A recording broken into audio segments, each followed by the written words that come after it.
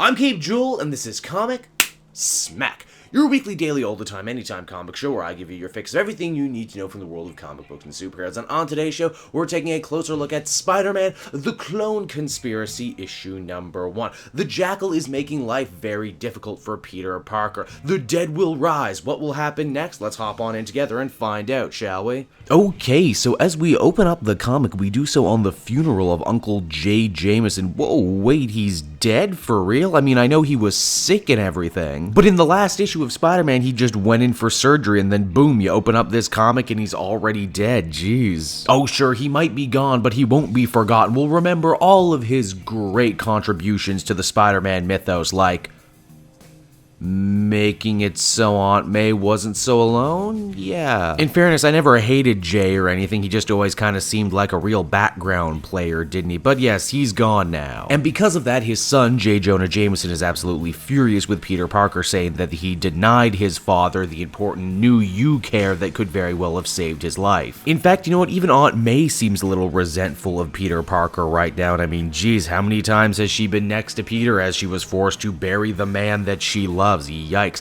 The only friend in the world Peter seems to have right now is Anne-Marie Marconi, who he gets up to speed on everything that's been happening, what with the Jackal, the clones, and New You. Well, or at least everything Peter knows about it so far, despite at least 4 issues of prologue into this Dead No More Clone Conspiracy event storyline. Peter Parker himself, surprisingly oblivious of what's been going on around him. Peter says that one of the big reasons why he didn't want his uncle going through the New You procedure is that one of his employees at Parker Industry had gone through a similar procedure, and when he went to meet with him again later, he absolutely set off his spider sense like there was no tomorrow. When Peter and Anne-Marie attempt to look up this man to see whatever became of him, they find out that New You actually collected him from his home once he began to get ill. As the wife puts it, he had forgotten to take the pills that New You had given him, and because of it, he had become very, very sick. A sickness that Peter Parker knows from all of his time dealing with clones is clone degradation. Spider-Man decides he has no other choice left than to actually look inside what New You has been doing. And when he gets inside, it doesn't take very long for all the evil goings on to start to pile up. First and foremost, he runs into a clone of Miles Warren the Jackal, and then the Rhino, as well as the brand new female Electro. There's actually an admittedly really funny exchange between Spider-Man and this new Electro, where Spider-Man basically goes, "Ah, you're the new girl, huh? First time being Electro?"